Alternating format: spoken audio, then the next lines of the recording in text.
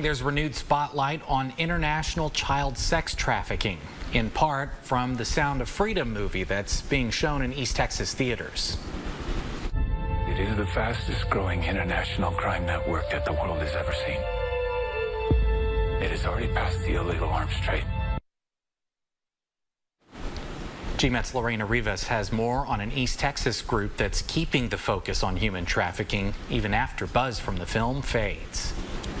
Human trafficking is defined as forcing or compelling a person to provide labor or services or to engage in commercial sex acts. According to the U.S. Department of Homeland Security, human trafficking exists in every country, including the U.S. nationwide. It's not the big white scary van that picks up people. It's something, it's pretty much right in your face. The National Human Trafficking received 3,534 reports of human trafficking from Texas in 2021. Among those numbers, 661 were for sex trafficking and 131 for labor trafficking. Globally, the number of victims is estimated in the millions. So Texas ranks number 2, and it's probably closer to number 1, but it's a $150 billion industry. Melanie Wright is one of the co-founders of HEPTA, a coalition in Longview that offers transformation and aftercare to human trafficking survivors. For Wright, bringing awareness to this issue in local risk areas is important. The local motels and hotels, just because those are places that if you are being trafficked, they could easily take you and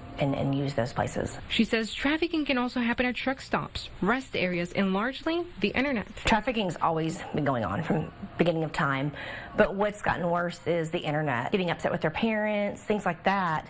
The traffickers are going to see that. They're going to see that through their social media, and so we have to be monitoring that. And here are some signs to look out for. If someone is in a trafficking situation, not able to speak to anyone when they're alone, their answers seem scripted or rehearsed, signs of physical abuse, being submissive or fearful. With drugs, it's a one-time use, but with these children and these humans, it's repeated over and over and over.